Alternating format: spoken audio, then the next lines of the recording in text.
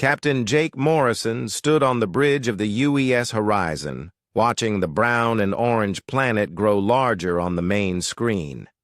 Kepler 442b looked like any other dead world they had visited in the past 6 months. Rocky, dusty, nothing special about it except for some old ruins that needed to be cataloged for the Galactic database. 30 minutes until we reach orbit, Captain, said Commander Ryan Hughes from his station. Ryan had been Jake's second-in-command for 3 years now. The man was steady, reliable, and never complained about the boring archaeological missions they got stuck with. Jake nodded and turned to look at Dr. Lisa Blake, who was hunched over her computer at the science station. Lisa was the best xenoarchaeologist in the fleet, which was why she got assigned to these routine surveys. Her dark hair was tied back in a ponytail, and she wore the same focused expression she always had when studying ancient civilizations. "What? Do we know about these ruins, Doc?" Jake asked. Lisa looked up from her screen. "Not much, Captain. Long-range scans picked up some metal structures buried about 50 meters below the surface. The energy readings are strange, though. They don't match anything in our databases. Strange how? The metal seems to be some kind of alloy we've never seen before. And there are faint power signatures coming from deep underground. But that's impossible. This planet has been dead for millions of years." Jake walked over to the forward viewport and stared down at the planet. In his 15 years as a starship captain, he had seen plenty of dead worlds with ancient ruins. Most of them belonged to civilizations that had died out long before humans ever left Earth. The galaxy was full of old bones and empty cities. "Maybe the scanners are picking up natural mineral deposits," Ryan suggested. "Some metals can create false energy readings." Lisa shook her head. "I thought of that too, but the patterns are too regular, too organized. Something artificial is down there." The ship shuddered slightly as they entered the planet's atmosphere. Jake returned to his captain's chair and watched the landing coordinates appear on his screen. They would set down about 2 kilometers from the detected ruins, close enough to walk, but far enough to avoid any unstable ground. "Beginning final approach," announced their pilot, Lieutenant Sam Carter. Sam was young, but skilled, and he could land the horizon on a coin if he had to. The ship settled onto the rocky surface with barely a bump. "Excellent work, Sam," Jake said. He stood up and stretched. "All right, people. Standard archaeological survey. Lisa, you're in charge of the dig site. Ryan, take a security team and establish a perimeter. I want to know if so much as a space rat moves out there." Lisa was already packing her equipment. She had sensors, excavation tools, and enough computing power to analyze anything they might find. "How long do we have, Captain?" "Command wants us back in 3 days. Think that's enough time?" "Should be plenty. Most of these sites are pretty straightforward. Scan, dig, catalog, and file a report." 2 hours later, Jake stood at the edge of a small crater that Lisa's team had excavated. The metal structures were more impressive up close. Thick beams of some dark, almost black metal jutted out of the ground at odd angles. The surface was completely smooth, without any sign of corrosion despite being buried for who knows how long. "Any idea what kind of metal this is?" Jake asked. Lisa ran her scanner over one of the beams. "The computer can't identify it. It's definitely artificial, but the atomic structure is unlike anything we've seen before. And Captain, look at this." She led him to a flat section of metal that her team had cleared of dirt and rocks. Strange symbols were carved into the surface. They looked almost like writing, but not from any alien language Jake recognized. "Are those letters?" he asked. Lisa nodded, her face pale. "That's what's bothering me, Captain. Some of these symbols look familiar. Too familiar." She pointed to one set of markings. This section here. It reminds me of Sanskrit. And this part looks like Egyptian hieroglyphs. Jake felt a chill run down his spine. That's impossible. Human writing systems on an alien world? The ruins predate human space travel by thousands of years. That's what I thought too. But look at this. Lisa pulled up a comparison on her tablet, showing the carved symbols next to examples of ancient Earth languages. The similarities were undeniable. Before Jake could respond, one of the excavation team members called out, "Dr. Blake, you need to see this!" They hurried over to where the worker was pointing his light into a deep hole. About 10 meters down, Jake could see more metal structures. But these weren't just beams. They looked like corridors, hallways, the beginnings of something much larger. "It's not just ruins," Lisa whispered. "It's a whole complex, maybe even a ship." Jake activated his communicator. "Ryan, get down here, and bring the heavy excavation equipment." For the next several hours, they worked to clear more of the site. What they found defied explanation. The metal structures formed the outline of something massive, something that stretched far beyond their small excavation area. As the sun began to set on the alien world, Jake stood looking at their progress. They had uncovered what appeared to be the top section of an enormous vessel. The smooth, dark metal was covered in more of those impossible symbols. Human symbols on a ship that was older than human civilization. "Captain," Lisa called from inside the partially excavated structure. "I'm reading active power signatures. Something down here is still working." Jake climbed down into the excavation. The metal corridors were wide enough for several people to walk side by side. Emergency lighting had somehow activated, casting an eerie blue glow on the walls. "How is this possible?" Ryan asked, following them deeper into the structure. "This thing has been buried for thousands of years." Lisa stopped at what looked like a control panel. Lights blinked steadily across its surface, and more of those familiar symbols glowed softly in the darkness.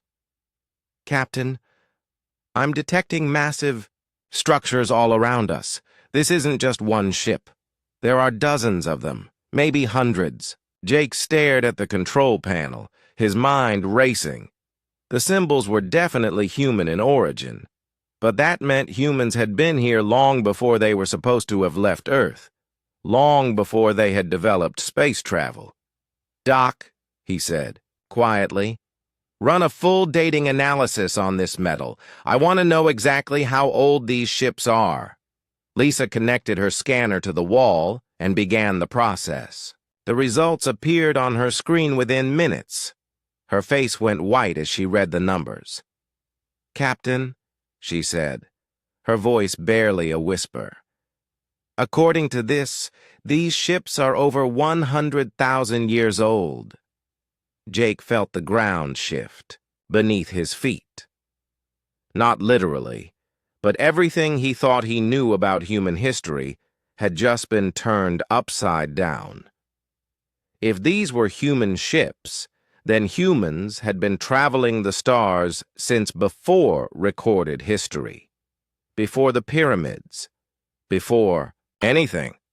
"That's impossible," Ryan said. "Humans didn't even have writing 100,000 years ago." Lisa looked at the glowing symbols on the walls around them. "Apparently, we did." Jake touched one of the symbols, and suddenly the entire corridor filled with light. Somewhere deep in the ship, machinery began to hum. After 100,000 years of silence, something was waking up. The humming sound grew louder as Jake, Lisa, and Ryan stood frozen in the ancient corridor. The blue emergency lighting shifted to a warmer white, and more panels along the walls began to glow. The ship was definitely waking up. "Captain, we should get out of here," Ryan said, his hand moving to his sidearm. "We don't know what we've activated." Jake held up his hand. Wait! Look at the symbols!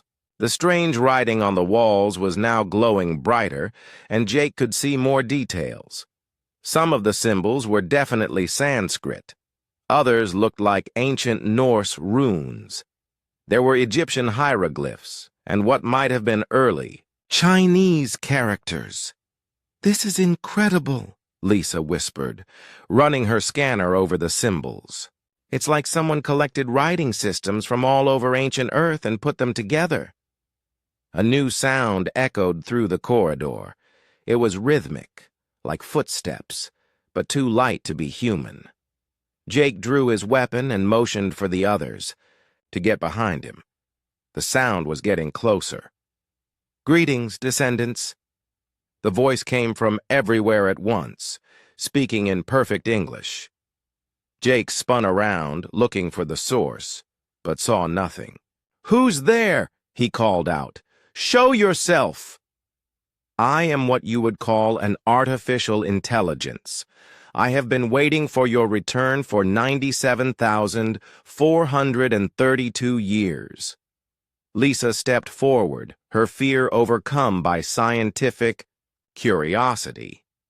"You've been waiting for us? But we're not from here. We're human explorers from Earth."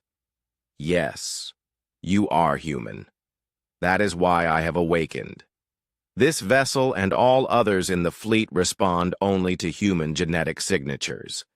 You are the first humans to set foot here since the Great Departure." Jake lowered his weapon slightly. "What fleet? How many ships are down here?" The walls around them became transparent, showing the view outside. Jake's jaw dropped. They weren't just standing in one buried ship. They were in the middle of a vast, underground complex filled with hundreds of massive vessels. Each ship was easily the size of a city, and they stretched out as far as the eye could see. 743 vessels remain operational, the AI said. Each one is staffed and ready for immediate deployment. "Staffed?" Ryan asked. "By who?" "By those who chose to wait. They sleep in the deep chambers, awaiting the call to duty, as they have for nearly 100,000 years. Lisa was frantically taking readings with her scanner. "Captain, the energy output from this complex is enormous. Each of these ships has more power than our entire fleet back home." "What is this place?" Jake asked. "Why are there human ships buried on an alien world?" "This is not an alien world," the AI replied. "This is Sanctuary 7, one of the hidden bases established by the First Fleet. Your ancestors built these ships to guard against the return of the Devourer." The Devourer? Jake had never heard the term before. An entity that consumes life itself. It destroyed countless civilizations before your ancestors found a way to drive it back. But the victory came at a great cost. The human empire that built these ships was lost. The survivors scattered across the galaxy, and over time, they forgot their true history. Jake felt like his head was spinning.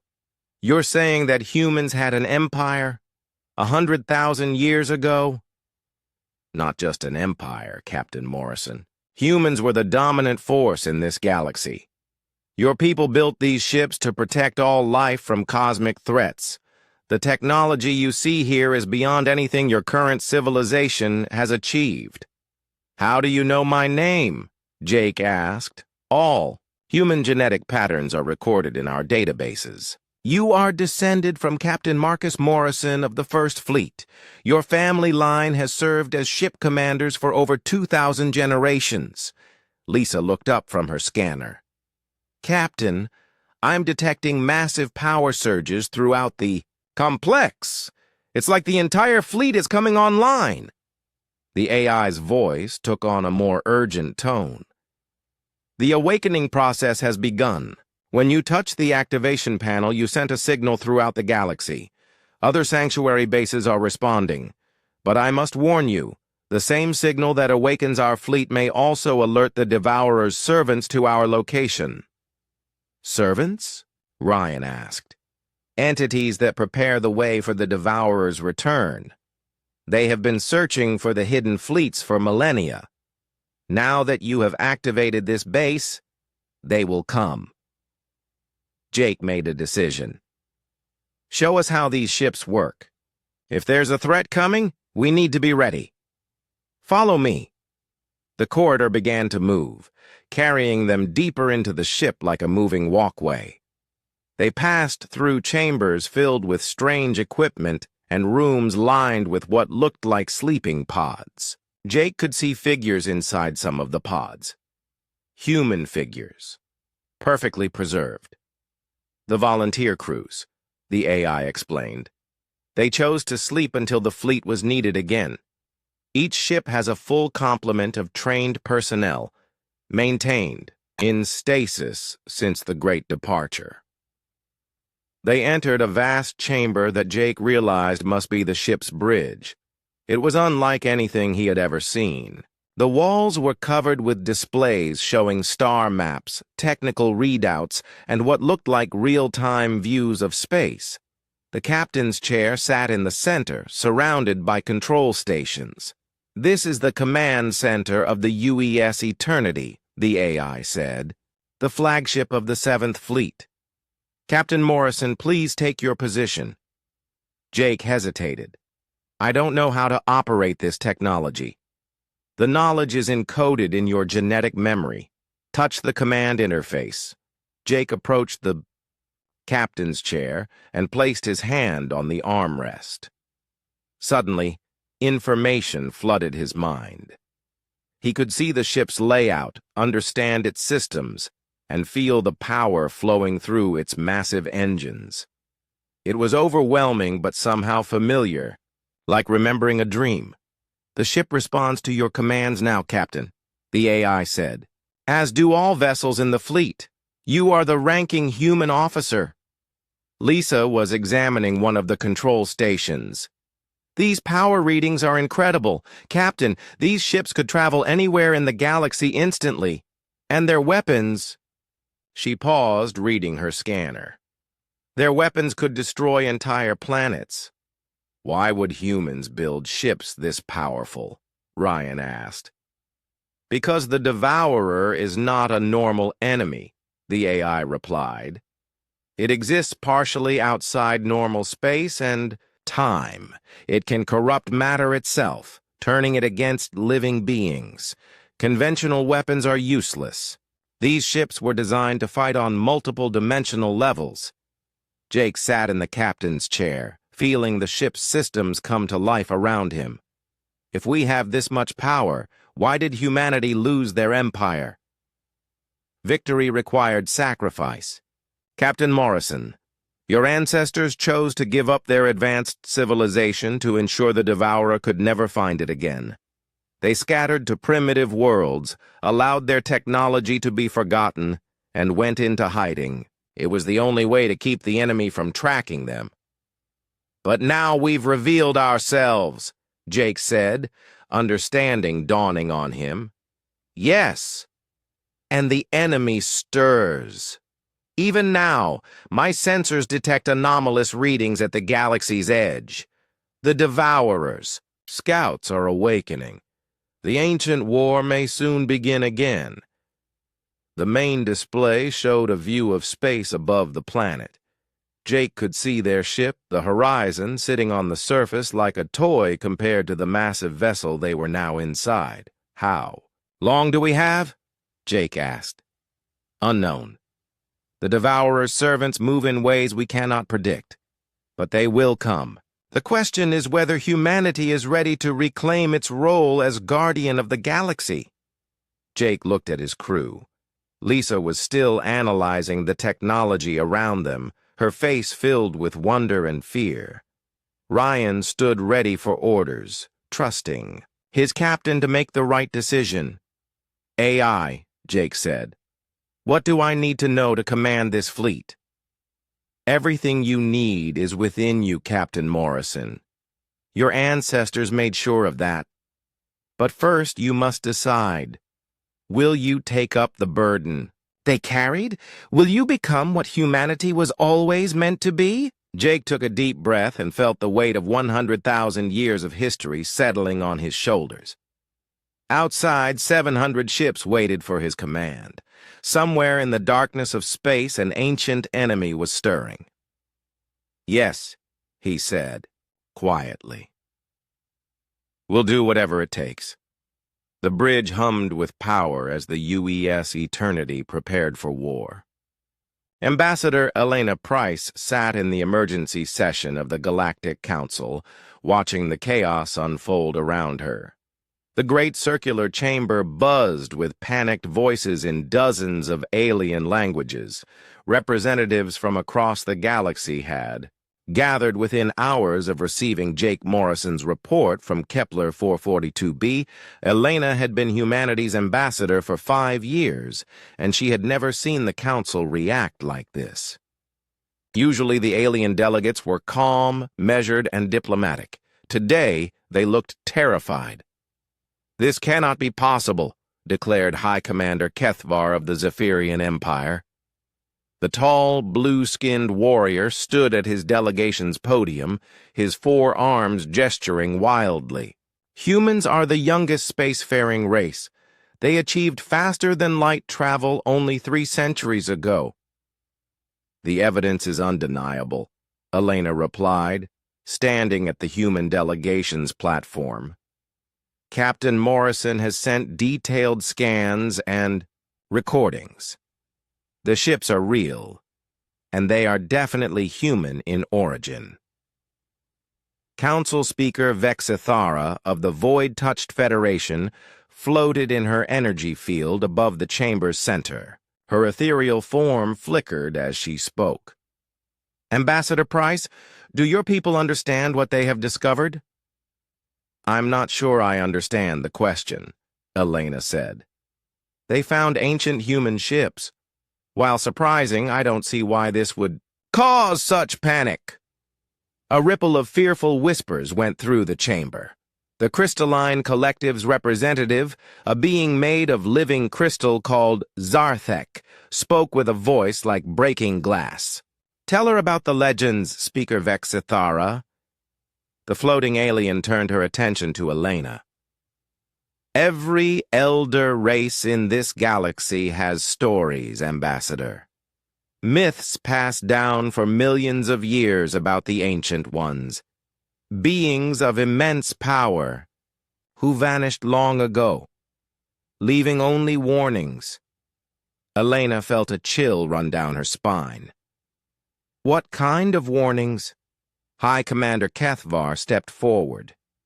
"In the oldest Zephyrian texts, there are references to the Guardians, warriors who fought something called the Star Eater. The stories say they saved the galaxy but disappeared afterward, promising to return when the danger came again. The crystalline archives speak of the Builders," Zarthek added. "Entities who created weapons powerful enough to wound reality itself. They fought a war across multiple dimensions before vanishing into legend." Vexithara's form pulsed with nervous energy. "The Void-Touched have oral traditions about the Watchers, protectors who sacrificed their own civilization to keep an ancient evil sleeping. Our ancestors believed they still watched from hidden places, waiting for the appointed time." Elena looked around the chamber, seeing fear in every alien face. "And you think these Guardians, Builders, and Watchers were human?" "The descriptions match," said another delegate from the far side of the chamber. It was Ambassador Veltarn of the Healer caste, a peaceful species known for their medical knowledge. Ancient texts describe them as bipedal, with soft skin and hair covering their heads. They were said to be unremarkable in appearance but possessed terrible power when aroused to anger. "That's impossible," Elena protested. "Human civilization is only about 10,000 years old. We have records going back to the beginning of agriculture on Earth." Do you? Asked Vexathara. Or do you have records going back to when your people chose to start over? Elena felt the floor shifting beneath her feet. What do you mean? High Commander Kethavar activated a holographic display. It showed ancient Zephyrian cave paintings depicting tall, pale figures standing before massive ships. The figures looked unmistakably human. These paintings are over 50,000 years old, he said. They show the Guardians preparing for their final battle. After this, they disappear from our history completely. Zarthek projected his own images, crystal formations that somehow recorded historical events. Elena watched scenes of human-like beings using technology beyond anything she had ever imagined. They were fighting against something dark and formless that seemed to consume everything it touched. The enemy in these records? Elena asked. What happened to it? According to legend, it was defeated but not destroyed, Vexathara replied. The Ancient Ones found a way to banish it, but at great cost. The war consumed their entire civilization.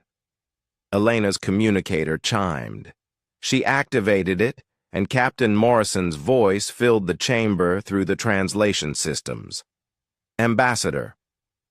Price, you need to know what we've learned. The AI here says that humanity's activation of the fleet has sent signals across the galaxy. Other hidden bases are responding, but something else might be responding too.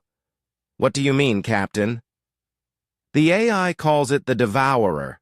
It says that our ancestors fought a war against this thing and won, but that victory required giving up our entire advanced civilization. We went into hiding and forgot our own history. The chamber erupted in chaos. Delegates were shouting in panic, and several species representatives were already heading for the exits. The Devourer stirs, Vexathara said, her voice cutting through the noise. The legends speak of this. When the Ancient Ones return, the Star Eater awakens. Elena tried to maintain order. Please, everyone calm down. We don't know for certain that... Her words were cut off as every display in the chamber activated at once, showing the same image.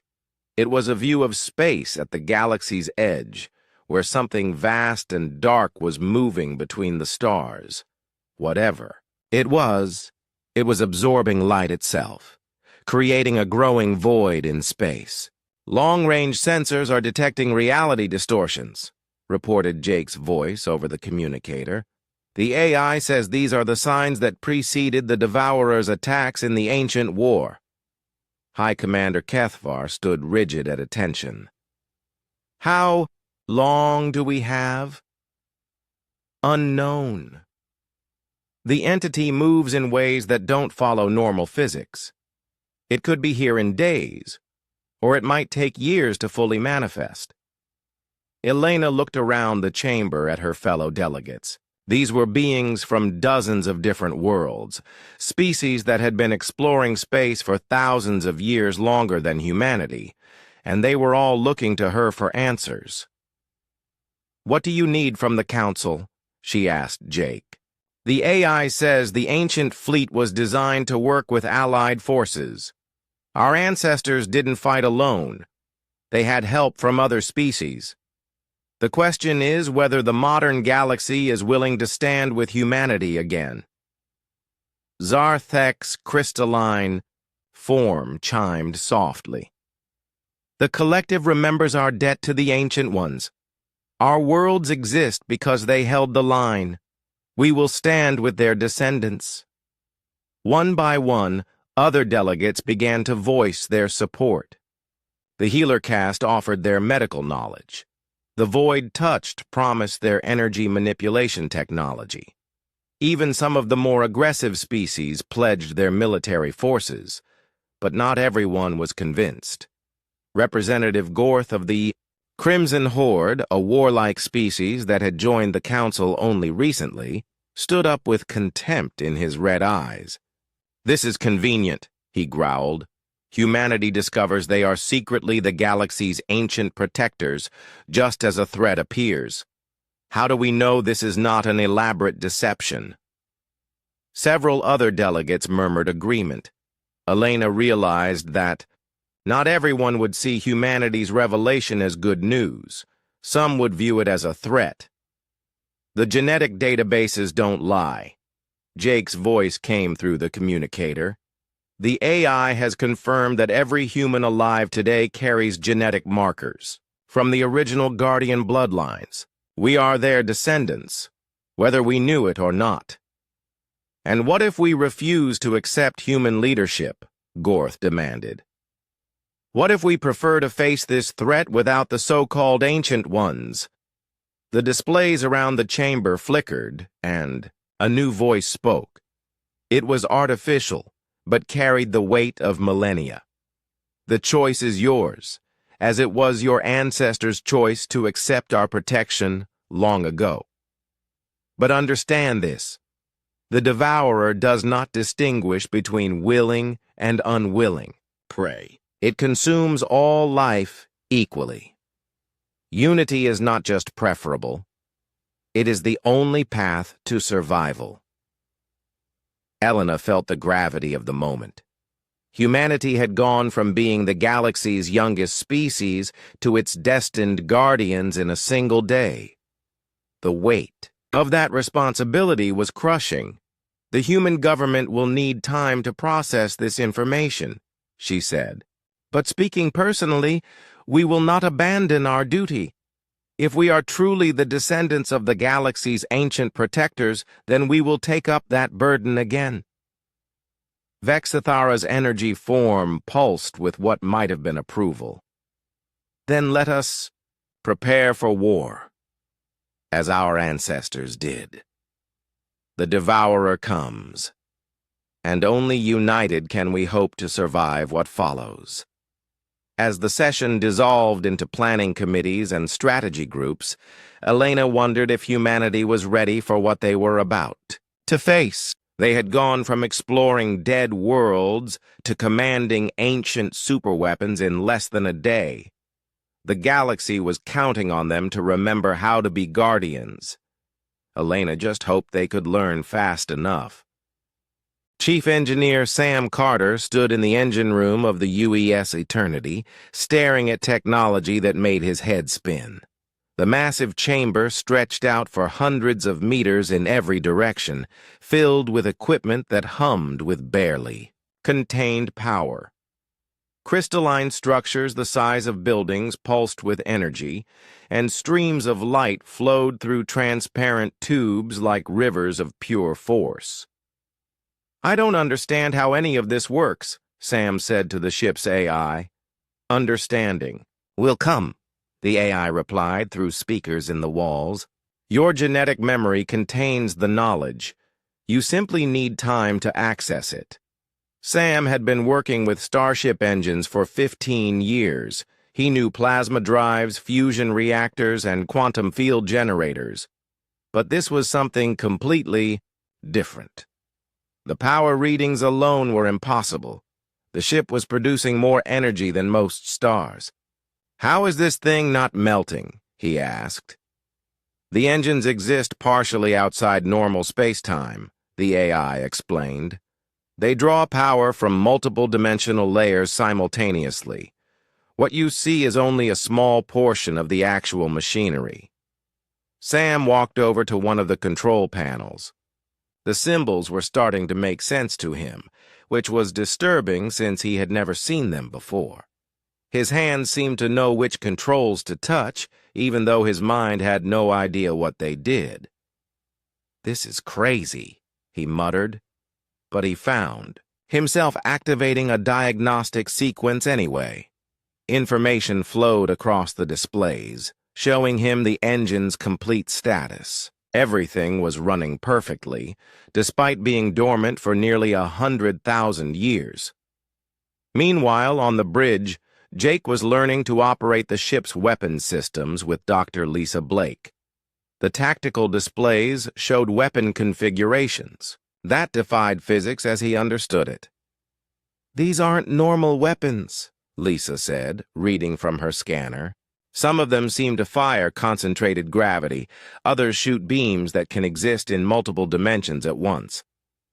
Jake touched one of the weapon controls, and knowledge flooded his mind.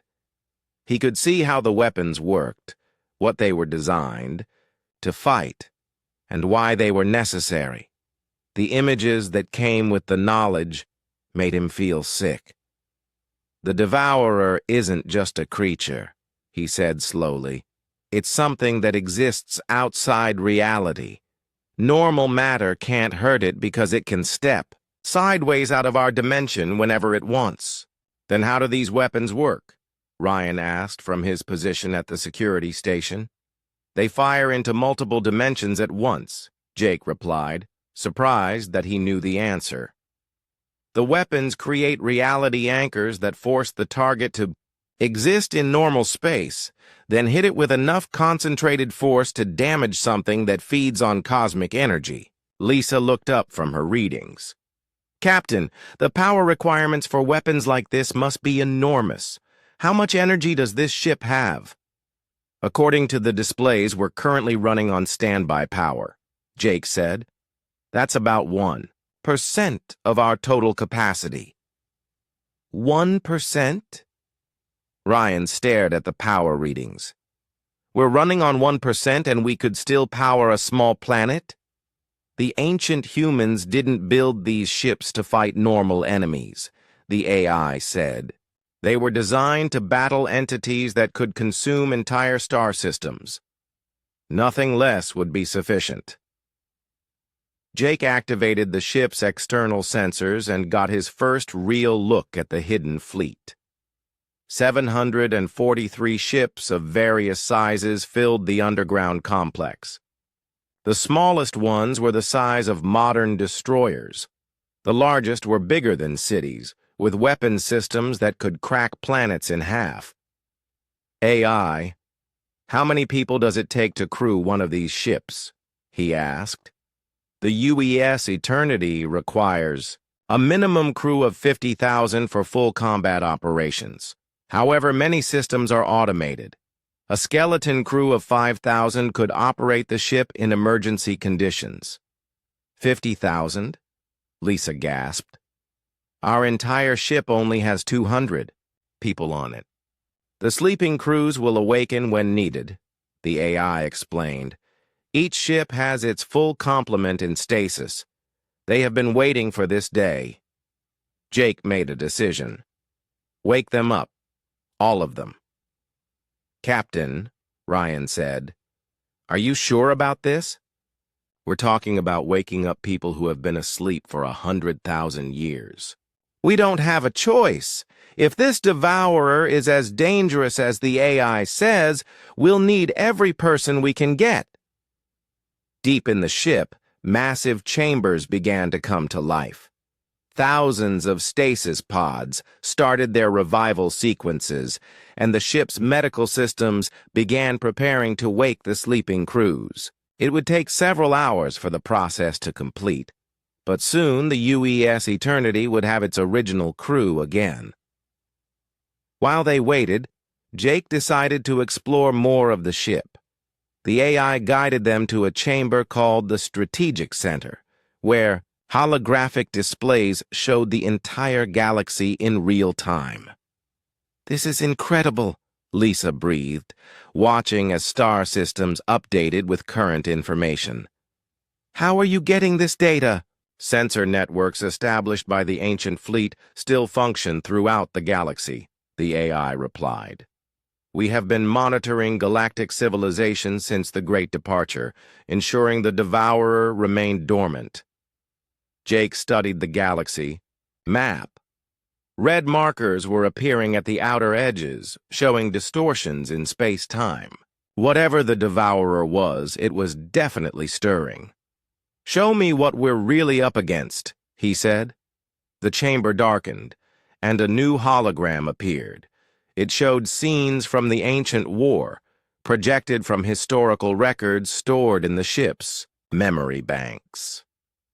Jake watched in horror as entire solar systems were consumed by something that looked like living darkness. The Devourer wasn't a creature in any normal sense. It was a cosmic infection that spread through space, turning matter itself against the living. Planets would crack open and spew forth twisted versions of themselves. Stars would go dark as their energy was consumed, leaving behind voids that hurt to look at. "How many civilizations did it destroy?" Jake asked. "Millions," the AI replied. "Entire galactic clusters fell before your ancestors found a way to fight back. The war lasted for over 10,000 years and consumed most of known space. And humanity won? At great cost. The victory required sacrificing the very civilization that achieved it. Your ancestors chose to give up their technology, their records, even their memory of who they were. It was the only way to ensure the Devourer could never track them." Lisa was taking readings of the holographic display. "The energy patterns in these records, they're similar to what we detected at the galaxy's edge. It's really coming back." Before Jake could respond, alarms began sounding throughout the ship. The AI's voice took on an urgent tone. "Captain, I am detecting massive energy signatures approaching this system. Multiple contacts, moving faster than light but not using any known propulsion method." The main display shifted to show space above the planet. Jake could see their original ship, the Horizon, still sitting on the surface. But now there were other shapes moving between the stars. Dark objects that seemed to bend light around themselves. "Devourer scouts," the AI said. "They have found us more quickly than anticipated." "How long until they reach the planet?" Jake asked. 17 minutes. Ryan was already at his station, checking the ship's defensive systems. "Captain, most of our crew is still in stasis. We can't fight a full battle with just the 4 of us." "Wake the essential personnel first," Jake ordered. "Bridge crew, engineering, weapons. We need this ship operational now." Throughout the UES, Eternity, priority stasis pods began emergency revival procedures. Within minutes, the first of the ancient crew members would be awake. Jake could only hope they would remember how to fight after sleeping for 100,000 years. AI. What are our chances against these scouts? Unknown. The Devourer's servants have had time to evolve and adapt. We cannot predict their current capabilities. Jake settled into the captain's chair and felt the ship's systems responding to his presence. Weapons powered up, shields activated, and the massive engines began generating the enormous amounts of energy they would need for combat. "All crew, this is Captain Morrison," he announced over the ship's communication system. "We are about to face an enemy that hasn't been seen for nearly 100,000 years. I know you're confused and probably scared, but you volunteered for this duty long ago, and the galaxy is counting on us to remember how to be guardians." On the displays around him, Jake could see the dark shapes getting closer. Soon they would find out if humanity really was ready to reclaim its role as protector of all life. The ancient war was about to begin again. Dr. Lisa Blake worked frantically at her station while alarms echoed through the ship. She had connected her equipment to the ancient database and was downloading everything she could about humanity's forgotten history. What she found made her hands shake as she read. "Captain, you need to see this," she called out to Jake, who was coordinating the emergency awakening of the crew. "Kinda busy right now, Doc," Jake replied, watching as status reports flooded in from throughout the massive ship. "This is important. I found records of the original war, the scale of it." Lisa paused, trying to find words. "Captain, the ancient human civilization spanned 3 entire galaxies. They had millions of worlds, billions of ships and technology that could manipulate the laws of physics. Ryan looked up from his security console. And they lost? Not lost. They won, but the cost was everything they had built over millions of years of expansion. On the main screen, the approaching dark shapes were getting closer. Jake could see that they weren't ships in any normal sense. They looked like pieces of space itself had gone wrong, creating holes in reality that moved with purpose. 10 minutes until contact, the AI announced. Ben Foster, Lisa's archaeological assistant, was helping her analyze the data flowing from the ancient computers. Dr. Blake, look at this section. It's about the Devourer's nature. Lisa read the information and felt cold fear wash over her. Captain, the Devourer isn't just an enemy. It's like a cosmic disease. It doesn't just kill civilizations. It converts them. Everything it touches becomes part of it. What do you mean? Jake asked, still coordinating with the awakening crew members. The records show that the Devourer would arrive at a world and begin changing the very matter there. Planets would become weapons. Stars would become feeding organs. Entire species would be twisted into servants that existed only to spread the infection further. Ben was reading another section of the database. It says here that the Devourer originally came from outside our universe entirely. It found a way in through something called a reality tear. 5 minutes to contact, the AI warned. Throughout the ship, the first of the ancient crew members were completing their revival process. Jake could hear their voices over the communication system as they reported to duty stations they hadn't seen in 100,000 years. Captain Morrison, this is Commander Kate Sullivan reporting for duty, came a voice from the engineering section. Jake felt relief flood through him. Commander Sullivan, what's your status? Engineering is coming online now, sir. I have to say it's strange to wake up and find descendants of my old friends commanding the ship. How long were you in stasis? I went to sleep 97,000 years ago, just after the Battle of the Shattered Stars. That was our final victory against the Devourer's main force. Lisa looked up from her research. Commander Sullivan, what can you tell us about the entities approaching our position?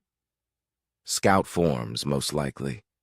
They're what the Devourer sends ahead to prepare worlds for conversion. Individually, they're not too dangerous, but they learn from everything they encounter and report back to the main entity. Jake felt the ship shudder as the massive engines came fully online. The power readings on his displays showed energy levels. That dwarfed anything he had imagined possible. 2 minutes to contact, the AI announced. All hands, this is the captain, Jake said over the ship-wide communication system. We're about to engage an enemy that our ancestors fought for 10,000 years. I know most of you just woke up, but I need everyone at their stations and ready for combat. Commander Sullivan's voice came through clearly. Captain, permission to bring the main weapons online? Granted. What are we working with? The UES. Eternity carries reality anchors, dimensional disruption cannons, and quantum singularity torpedoes, plus a few weapons that don't have names in any modern language. Ryan was monitoring the approaching scouts on his displays. Captain, I'm reading 7 distinct contacts. They're moving in a coordinated pattern. Can our weapons hurt them? We're about to find out, Commander Sullivan replied. Weapons coming online now. Lisa was still absorbed in the historical records. Captain, there's something else. The records mention that the Devourer has servants from the species it has conquered. Some of them might still be out there waiting. What kind of servants? Entire civilizations that were converted instead of destroyed. They would appear normal at first, but they serve the Devourer's will. The records call them Hollow Ones. Before Jake could respond, The ship's sensors detected the first scout entering weapons range. "Contact," Ryan announced. Captain, they're scanning us. I can feel it somehow." Jake understood what Ryan meant. There was a pressure in his mind, like something trying to see inside his thoughts. The genetic memories that had awakened. When he touched the ship's controls were screaming warnings. "Fire when ready, Commander Sullivan." The UES Eternity's main weapons activated for the first time in nearly 100,000 years. Beams of concentrated energy that existed in multiple dimensions simultaneously reached out toward the approaching scouts. When they hit, reality itself seemed to ripple. The first scout simply ceased to exist. One moment it was there, and the next it was gone without even debris remaining. "Target destroyed," Ryan reported. "The others are scattering." But the remaining scouts weren't retreating. They were changing, adapting to what they had learned from watching their companion die. Jake could see them shifting, becoming more solid, more real. "They're learning our weapons," Commander Sullivan warned. "It's what they do. Every attack teaches them how to defend against it." "Then we don't give them time to learn," Jake said. "All weapons, continuous fire. Don't let them adapt." The space around Kepler 442b erupted in energy as the ancient warship unleashed its full arsenal. Weapons that could tear holes in space-time itself fired in sequence, creating a light show that could probably be seen from the next star system. 3 more scouts were destroyed before they could fully adapt, but the remaining 3 had learned. Enough. They began firing back with weapons that seemed to be made of pure darkness. "Shields at 60%, Ryan reported as the ship shook under the impact. "Whatever they're shooting at us, it's not normal energy. It's converted matter," Commander Sullivan explained. "They take normal space and turn it into something hostile. Our shields are designed to handle it, but not indefinitely." Lisa looked up from her console with wide eyes. "Captain, I'm detecting something else approaching, something much larger."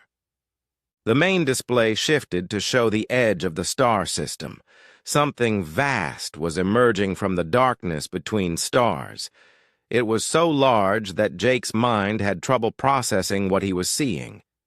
"Devourer primary form," the AI announced with what sounded like concern. "It appears we have attracted more attention than expected."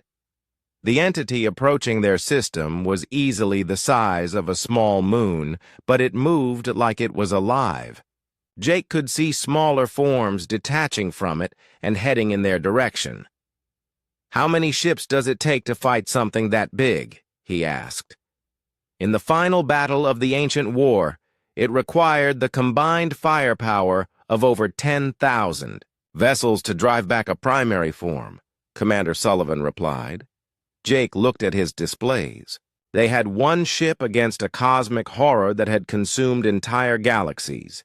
Even with ancient superweapons, the odds seemed impossible. "AI, how long until the other hidden fleets can reach us?" "The nearest sanctuary base is 14 light years away. Even with our fastest ships, they cannot arrive for several hours." "Then we hold the line until they get here," Jake decided. "All crew, prepare for extended combat. We're not just fighting for this planet, we're fighting for everything." As the UES Eternity continued its battle with the remaining scouts, Jake realized that they were about to face the same enemy that had destroyed his ancestors' entire civilization. The only difference was that this time, humanity wouldn't be facing it alone. All across the galaxy, other hidden fleets were awakening to the call of war. Admiral Kate Sullivan stood in the war room aboard the UES Eternity, surrounded by holographic displays showing the current state of the galaxy. She had been awake for 6 hours now, and the situation was getting worse by the minute. "Report from Sanctuary Base 4, she announced to the assembled officers. "They've successfully awakened their fleet, but they're under attack by Hollow Ones.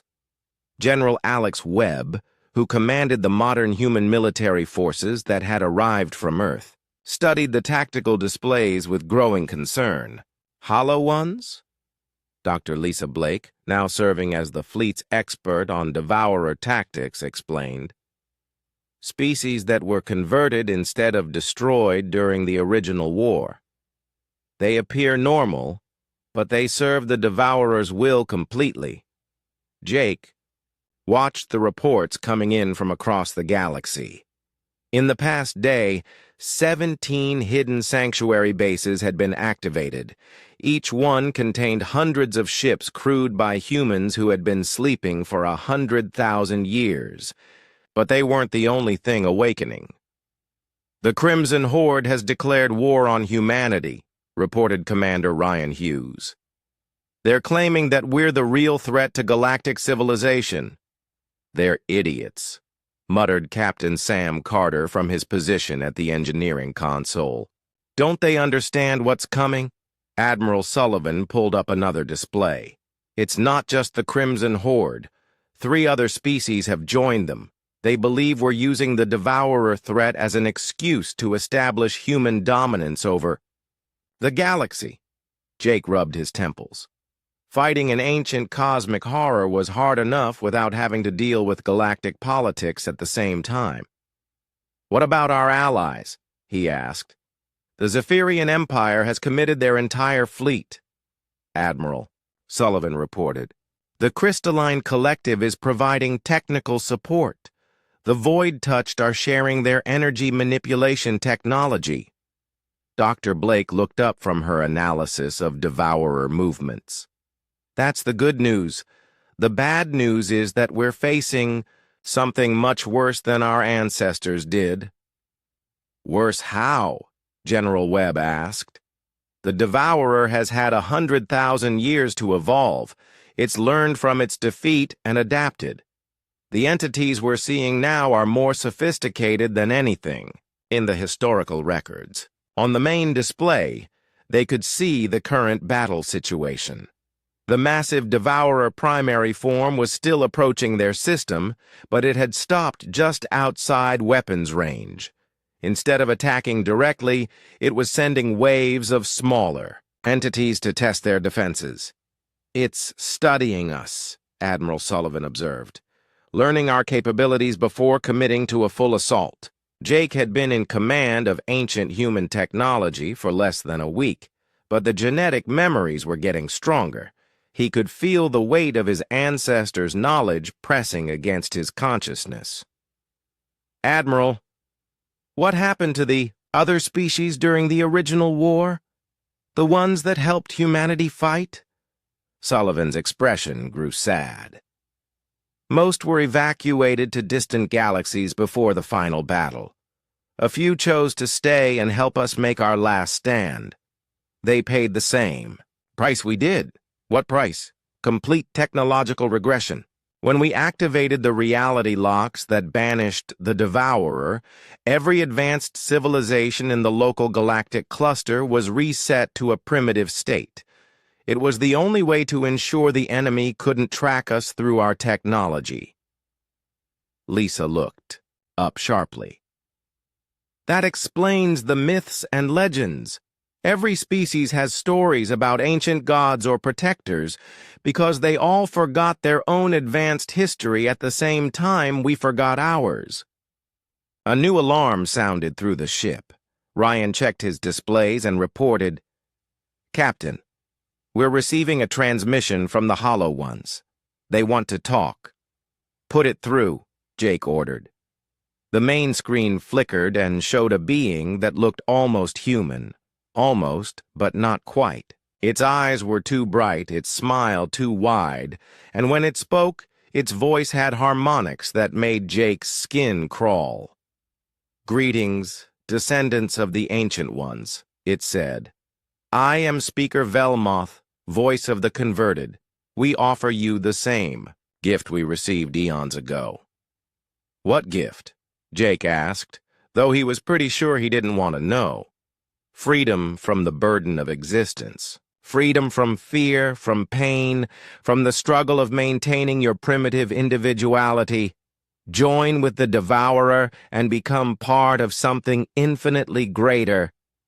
Admiral Sullivan stepped forward. We've heard this offer before, Velmoth. Our ancestors refused it then, and we refuse it now. The creature's smile widened impossibly. Your ancestors were fools. They chose suffering over transcendence, isolation over unity. Look at what their choice has cost you. 100,000 years of ignorance, struggling on primitive worlds while the galaxy moved on without you. At least we're still ourselves, Jake replied. Are you? You carry the genetic memories of beings you never knew, fighting a war you never chose. How are you different from us? Jake felt doubt creeping into his mind. The creature was right about one thing. He was fighting a war that his ancestors had started, using knowledge that wasn't really his own. Dr. Blake spoke up from her station. Because we choose to fight. Every human who's awakened in the past week has had the choice to walk away. Some have. But most have chosen to stand and fight, even knowing the cost. And what cost is that, little scholar? Velmoth asked. The same cost our ancestors paid. If we win, we'll probably have to give up this technology again. Go back to being ordinary humans on ordinary worlds. But that's better than becoming part of something that consumes everything it touches. The creature's expression shifted to something that might have been pity. You understand so little. The devourer doesn't destroy, it preserves. Every mind it touches becomes part of an eternal collective consciousness. No one dies. No one is alone. No one suffers. No one chooses, Jake countered. No one dreams. No one grows. You're offering us death disguised as immortality. Think carefully, Captain Morrison. Your fleet is powerful, but it is small. The Devourer's forces grow stronger with every world they convert. You cannot win through force alone. The transmission ended, leaving the war room in silence. General Webb was the first to speak. How many ships do we have operational? Admiral Sullivan checked her displays. 12,000 scattered across 17 sanctuary bases. Each base is under attack by Hollow One fleets. And the enemy? Unknown. The Devourer can convert matter into servants at will. It doesn't need to build ships. It just corrupts whatever it finds. Jake studied the galactic map, watching red markers spread like an infection across the outer rim. The Devourer was moving slowly but steadily inward, converting or destroying everything in its path. What if we can't win through force? He asked, quietly. Everyone turned to look at him. Captain, Admiral Sullivan asked, Velmoth was right about one thing. Our ancestors didn't win the last war through superior firepower. They won by sacrificing everything they had built. What if that's the only way to win again? Dr. Blake looked thoughtful. The historical records mention something called the Final Protocol. It's referenced in several documents, but the details are classified at a level I can't access. Admiral Sullivan's face went pale. Captain Morrison, as the ranking human officer, you have access to those files, but I strongly advise against opening them. Why? Because once you know what the final protocol involves, you can't unknow it, and you might decide it's a cure worse than the disease. Jake looked around the room at his crew, his friends, the people who had trusted him to lead them against an impossible enemy. Outside, alien fleets were gathering to stand with humanity against a cosmic horror. The weight of 100,000 years of hidden history pressed down on him. Open the files, he said quietly. I need to know what we're really fighting for. The first battle began at the edge of the Kepler system when the Devourer's vanguard finally made their move. Captain Jake Morrison stood on the bridge of the UES Eternity, watching as reality itself became a battlefield. "Enemy contacts emerging from dimensional space," reported Commander Ryan Hughes. "Count is impossible to determine. They're manifesting directly from the void." Jake watched in horror as things that shouldn't exist began materializing around the hidden fleet. They looked like ships at first glance, but they moved in ways that hurt to watch. Some twisted through space like living wounds, while others seemed to exist in multiple locations at once. "All ships. This is Admiral Sullivan," came the voice from the flagship UES Eternal Dawn. "Engage enemy forces. Remember, these entities feed on fear and confusion. Stay focused on your targets." The space around Kepler 442b erupted into chaos as 12,000 ancient human warships opened fire. Weapons that manipulated the laws of physics themselves reached out toward the Devourer's servants, creating light shows that could be seen from neighboring star systems. "Direct hit on Target 7, Ryan reported. "It's regenerating?" Jake watched as one of the void entities absorbed the energy from their dimensional disruption cannon and grew larger. The creature had learned to feed on their own weapons. "Switch to quantum singularity torpedoes," he ordered. The UES Eternity launched a spread of weapons that created miniature black holes. The void entities couldn't absorb gravitational force.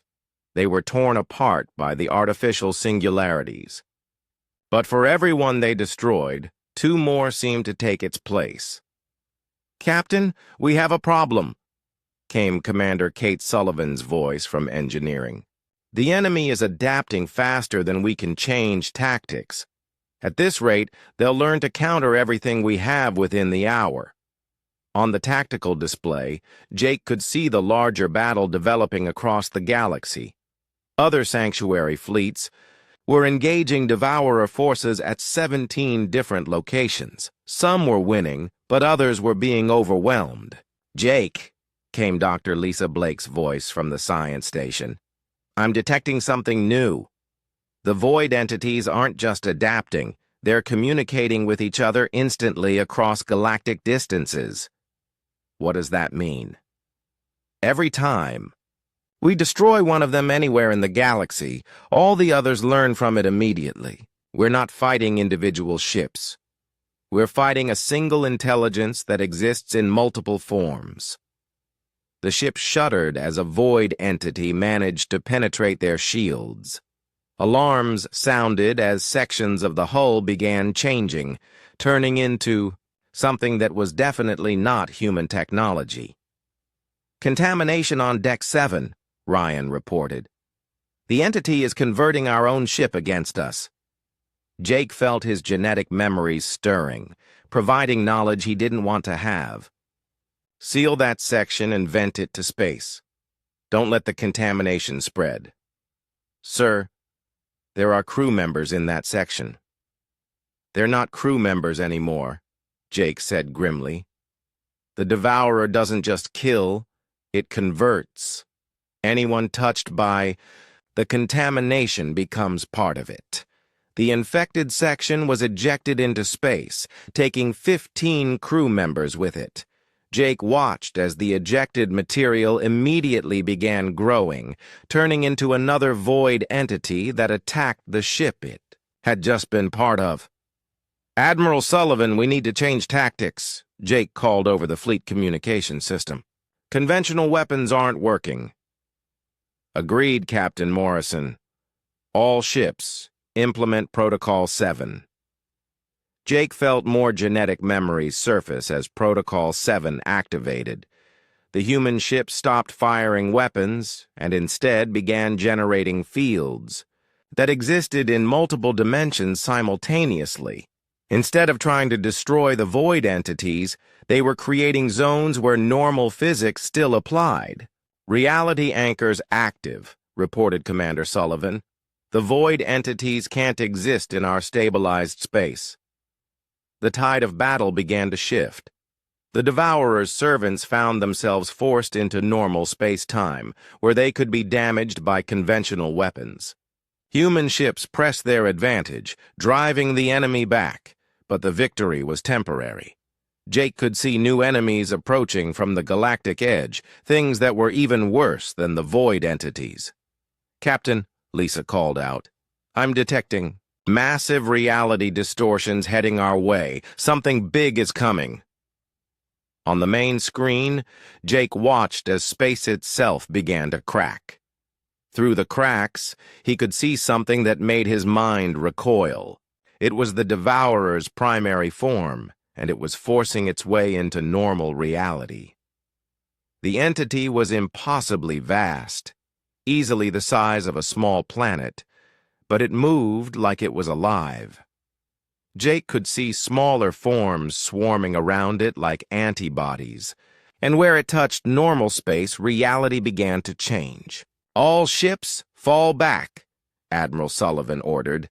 "Establish defensive positions around the inner planets."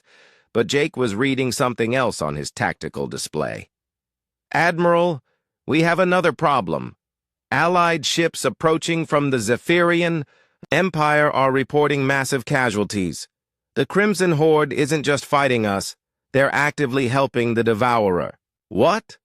Commander Ryan confirmed the report. "The Crimson Horde fleet is coordinating with Hollow One forces.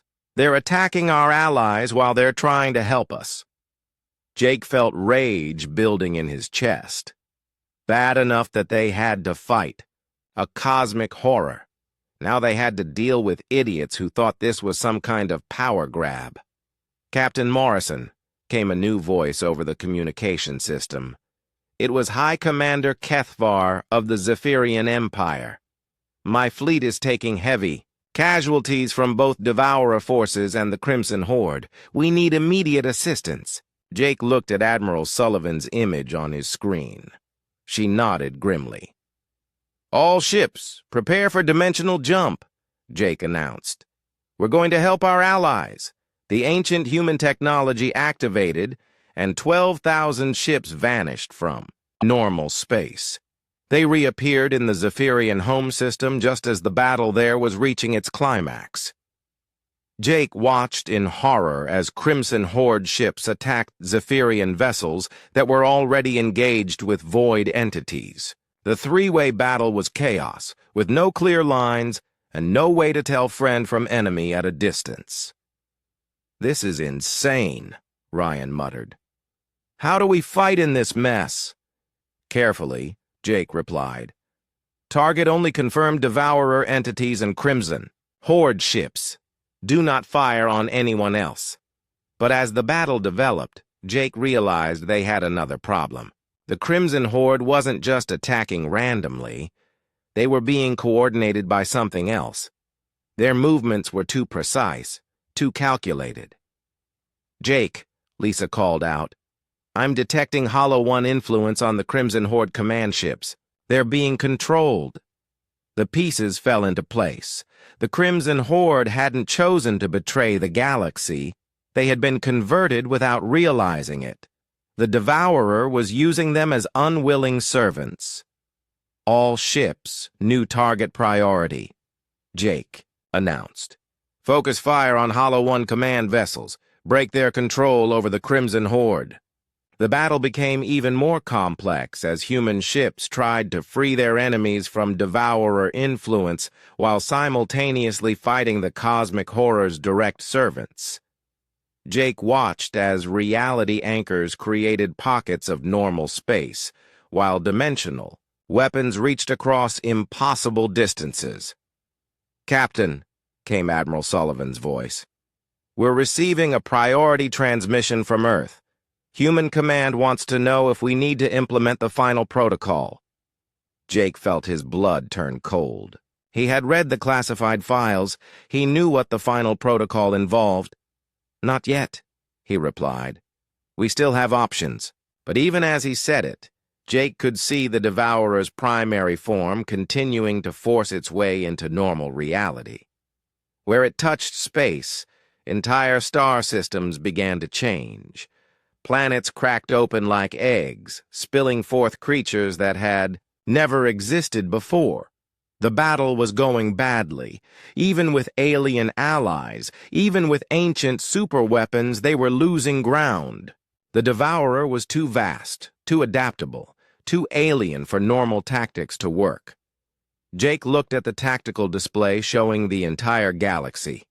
Red markers were spreading like an infection, marking worlds that had fallen to the cosmic horror. Green. Markers showed human and allied forces, but they were vastly outnumbered. "Admiral," he called over the communication system, "how long can we hold?" "Unknown, Captain, but not long. The Devourer is learning from every engagement. Soon it will be immune to everything we can throw at it." Jake made a decision that he knew he would regret for the rest of his life. "Prepare the final protocol," he said quietly. "If we can't stop this thing conventionally, we'll do what our ancestors did." "Captain," Lisa called out, "what is the final protocol?" Jake looked at his crew, his friends, the people who had trusted him to lead them. "The complete technological reset of galactic civilization. Everything advanced enough to interest the Devourer gets destroyed. Every spacefaring species gets sent back to their home worlds with primitive technology." The bridge fell silent as the implications sank in. "Including us?" Ryan asked. "Especially us," Jake replied.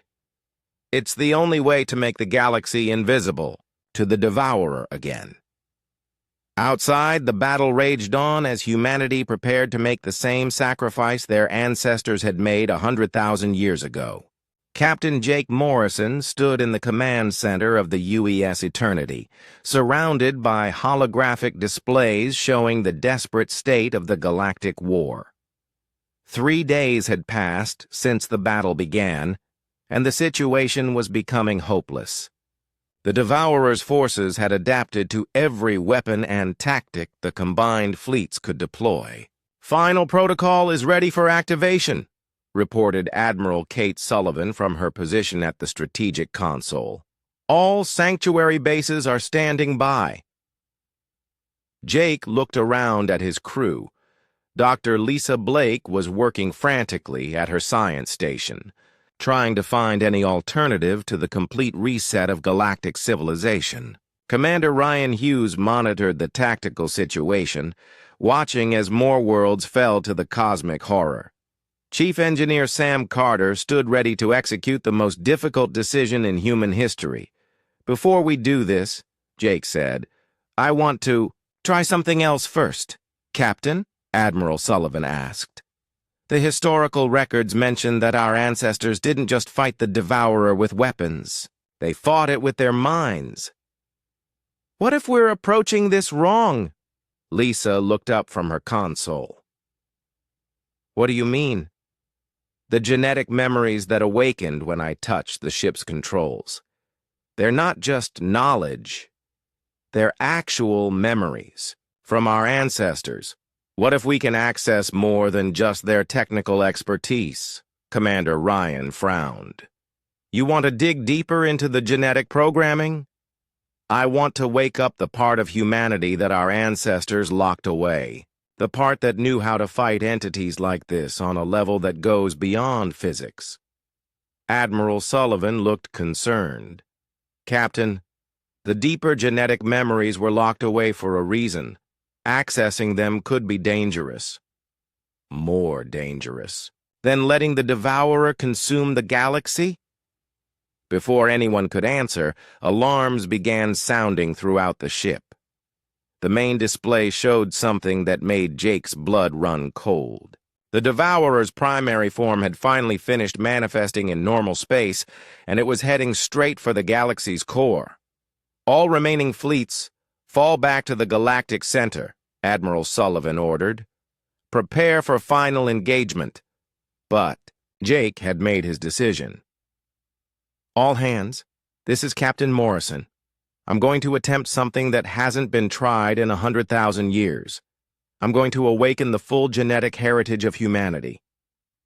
"Jake, no," Lisa called out. "We don't know what that will do to you. We don't have a choice. Ryan, take the con. If this doesn't work, activate the final protocol." Jake walked to the center of the bridge and placed both hands on the ship's primary control interface. Instead of accessing just the surface memories, he opened his mind completely to the genetic programming his ancestors had embedded in human DNA. The effect was immediate and overwhelming. Jake felt his consciousness expand beyond his individual mind, connecting him to every human who had ever lived. He could feel the memories of the original Guardians, the weight of their sacrifice, and the terrible knowledge they had hidden from their descendants. But more than that, he could feel something stirring in humans across the galaxy. In sanctuary, bases, on allied ships, even on Earth itself, people were suddenly remembering things they had never learned.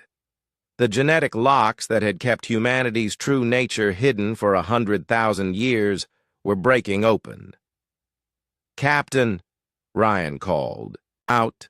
I'm detecting massive changes in human brain activity across the galaxy. It's like everyone is waking up at once." Jake could see it happening. On Earth, ordinary humans were suddenly understanding technology they had never seen before. In the hidden fleets, crew members were accessing abilities their ancestors had possessed. The mental barriers that had kept humanity primitive were dissolving. "The Devourer," Jake said, his voice carrying harmonics it had never had before, "exists partially outside normal reality. But so do we. We always have." Lisa stared at her readings in amazement. "Jake, the human brain activity I'm detecting, it's not normal. It's like people are becoming something more than human." "Not more," Jake replied, his consciousness now touching the minds of billions of humans across the galaxy. "We're becoming what we always were. Our ancestors didn't just hide their technology, they hid their evolution." On the main display, they could see the Devourer's primary form approaching the galactic core, but now they could also see something else. Every human in the galaxy was glowing with energy that existed in multiple dimensions simultaneously. The ancient war wasn't won with weapons alone, Jake continued, his awareness expanding to encompass the entire cosmic battle. It was won when humanity evolved beyond the Devourer's ability to consume us. Admiral Sullivan looked at her readings in disbelief. "Captain, I'm detecting reality manipulation on a scale I've never seen. Humans across the galaxy are bending space-time with their minds." Jake reached out through the quantum field that connected all human consciousness and touched the minds of his people. He could feel their fear, their confusion, but also their determination. They understood what was at stake. "All humans, listen to my voice," Jake broadcast on a frequency that existed in thought rather than radio waves. "Remember who you are. Remember what you can do. Our ancestors gave up their power to protect the galaxy, but now we need that power back." Across the galaxy, humans began to act with knowledge they didn't know they possessed. On Earth, scientists suddenly understood how to build reality anchors. In the hidden fleets, engineers began modifying weapons to exist in 17 dimensions simultaneously. Ordinary people found themselves able to manipulate matter at the quantum level. The Devourer seemed to sense the change. Its advance toward the galactic core slowed as it encountered something it couldn't understand. Humans were no longer just another species to be consumed. They were becoming something that existed on the same cosmic level as the entity itself. "It's working," Lisa breathed, watching as human consciousness connected across impossible distances. The devourer can't consume what it can't comprehend. But Jake could feel the strain. Awakening humanity's true nature was requiring enormous amounts of energy, and the process wasn't stable. If they couldn't find a permanent solution soon, the genetic programming would burn out. "There's one more thing we need to do," Jake said, his consciousness now touching the quantum field that underlied all reality.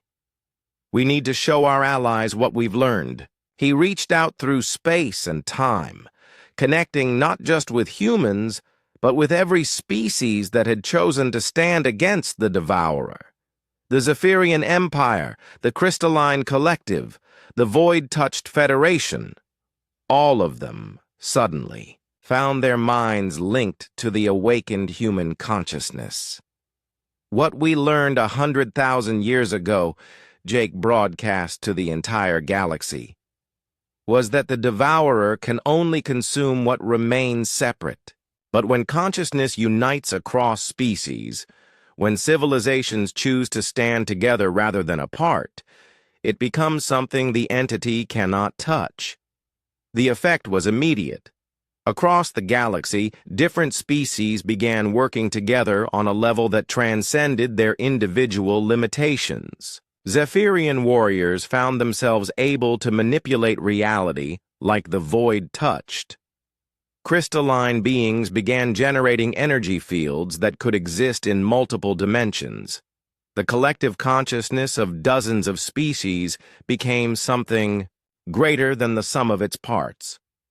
The devourer's primary form stopped its advance entirely. For the first time in cosmic history, it had encountered something it couldn't consume or corrupt. The united consciousness of the galaxy's species existed on a level that transcended individual existence. "It's retreating," Ryan reported, his own consciousness now enhanced by the collective awakening. "The entity is withdrawing to the galactic edge," but Jake knew the job wasn't finished. "We can't just drive it away. It will come back eventually, and next time it will be prepared for what we've learned."